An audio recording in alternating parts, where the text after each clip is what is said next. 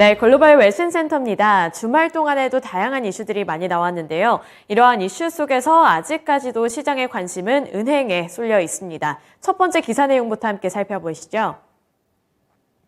CNBC 보도 내용입니다. UBS buys Credit Suisse for $3.2 billion as regulators look to shore up the global banking system. 네, 크레디트 스위스 그리고 UBS 간의 소식이 새벽 동안에 전해져 왔습니다. 이 소식이 이번 시장에서 가장 큰 핫이슈가 될 듯한데요. 어떠한 내용이었는지 헤드라인부터 함께 살펴보겠습니다. 스위스의 최대 금융기관인 UBS가 크레디트 스위스를 인수하겠다고 밝혔습니다. 인수 총액은 32억 3천만 달러로 크레디트 스위스의 모든 주주는 22.48주당 UBS 한 주를 받게 된다는데요. 스위스 금융당국은 이번 인수 타결 이후로 두 은행의 모든 사업 활동은 차질 없이 계속될 것이라며 거래 및 기존에 시행된 조처들이 은행 고객과 금융시장의 안정성을 보장할 것이라고 전해오기도 했습니다. 스위스 정부와 스위스 국립은행은 현지 시간 19일 기자회견을 열었습니다. 이 기자회견을 통해서 스위스 연방정부와 금융감독청인 FINMA 그리고 스위스의 국립은행인 SNB의 지원 덕분에 UBS가 오늘 크레디트 스위스를 인수할 수 있게 됐다고 밝혔는데요. 이 SNB는 이번 인수 지원을 위해서 최대 1,000억 달러의 유동성 지원을 제공하기로 밝힌 바 있습니다. 스위스 정부는 인수가 완료될 때까지 추가적인 유동성 지원을 통해 금융시장의 안정성을 강화할 것이라며 연방의회 역시 이 같은 조처가 크레디트 스위스와 스위스 금융시장에 대한 신뢰를 강화하는 가장 적절한 해법일 것으로 보인다고 밝히기도 했습니다. 스위스 금융당국은 이번 인수 타결 이후로 두 은행의 모든 사업 활동에는 차질이 없이 계속될 것이라고 강한 자신감을 드러내기도 했고요. 거래 및 기존에 시행된 조처들이 은행 고객과 금융시장의 안정성을 보장할 것이라고 강조하기도 했습니다. 인수 총액은 32억 3천만 달러에 달하고요. 앞서 살펴봤다시피 크레디트 스위스는 이번 조치를 통해서 크레디트 스위스의 모든 주주는 22.48주당 UBS 한 주를 받게 됩니다. 이 UBS는 인수 이후에 크레디트 스위스 투자은행 부분을 축소할 계획이라고 밝혔고요. 크레디트 스위스의 인력 감축에 대해서 논의하는 것은 시기상조라고 밝히기도 했습니다. 장중에는 이런 소식이 나오지 않았기 때문에 리스크가 더 불거지는 모습이었지만 이번에는 인수를 검토한다는 소식이 기정사실화가 되면서 이 리스크가 해소될지에 시장의 관심이 쏠리고 있습니다.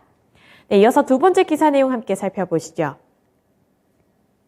네, 이번에도 은행과 관련되어 있는 소식이고요. First Citizens considering to make an offer to buy collapsed SVB. 네, 실리콘밸리 은행에서부터 모든 것이 시작이 됐다고 해도 과언이 아닐 텐데요. 이번에 SVB와 관련해서도 인수설이 돌고 있습니다. 어떠한 내용인지 헤드라인부터 함께 살펴보시죠. 미국 퍼스트 시티즌스가 실리콘밸리 은행을 인수하는 방안을 검토 중이라고 밝혔습니다. SVB가 경매 절차에 나와 있는 가운데 퍼스트 시티즌스가 경매 절차에 참여할 잠재적 인수자로 주목받고 있다고 하는데요. 또 SVB뿐만 아니라 중형은행인 퍼스트 리퍼블릭 은행 구제에도 나서고 있다는 점까지 외신들은 짚어줬습니다. 퍼스트 시티즌스가 이번 인수설에 참여할 가능성이 있다는 점을 외신을 통해서 살펴볼 수 있었는데요. 비단 퍼스트 시티즌스뿐만 아니라 적어도 한 개 업체에서는 인수 제안서를 내는 방안을 진지하게 검토 중이라는 점까지 짚어줬습니다.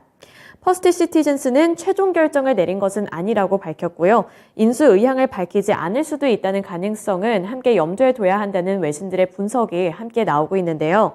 인수 제안은 일요일은 19일 오전까지 제출되어야 한다는 점까지 고려를 해봐야 할 것 같습니다.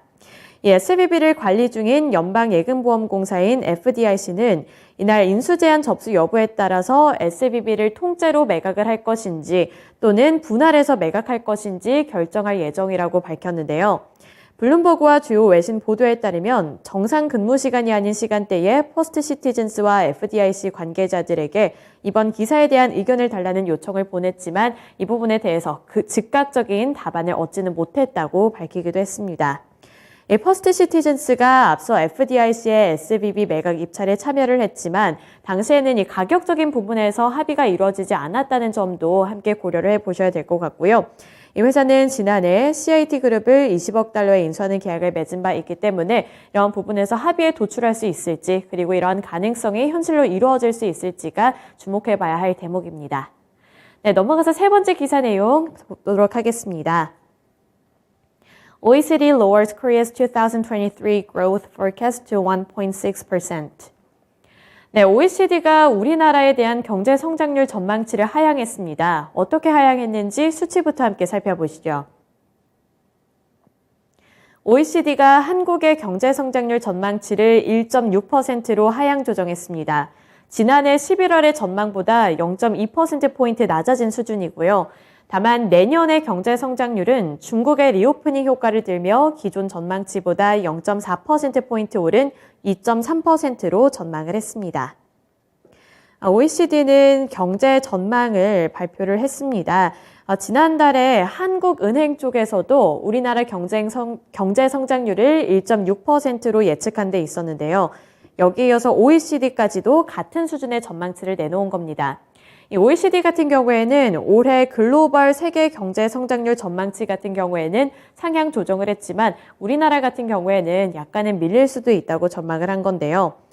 우리 경제에 대해서 OECD는 한국이 중국 성장 반등의 수혜를 볼 것으로 보이면서 타이트한 금융 여건에 따른 영향이 상쇄될 것이라고 분석을 했습니다. 이 말을 지금 설명을 해드리자면 현재는 타이트한 금융 여건이 악재로 작용을 하면서 경제 성장률이 낮아질 수 있지만 결국에는 앞서 살펴봤다시피 중국의 리오프닝 효과는 기대해 볼 만하다고 본 건데요. 세계 경제는 올해 2.6%, 내년에는 2.9%로 성장할 것으로 전망하며 우리나라의 경우에도 내년에는 또 오를 수도 있다는 점을 짚어줬습니다. 네, 이어서 다음 기사 내용 살펴보도록 하겠습니다. 로이터 통신 보도 내용이고요. Huawei has replaced thousands of US-banned parts in its products, founder says. 네, 미국과 중국 간의 관계가 다시 한번 고조되나 하는 듯한 로이터 통신의 보도 내용이 이어졌습니다. 중국의 화웨이 소식이 있었는데요. 우선은 주요 코멘트부터 함께 살펴보도록 하겠습니다. 화웨이의 이러한 행보에 대한 해석이 먼저 나오고 있는데요. 우선은 이 중국 화웨이가 미국의 고강도 제재 압박에도 불구하고 자국 기술로 해법을 모색하는 등 돌파구를 찾고 있는데요. 이러한 해법과 관련해서 평가가 나왔습니다. 이 미국의 무역 제재에 맞서기 위한 것으로 풀이된다는 로이터 통신의 보도가 이어졌고요.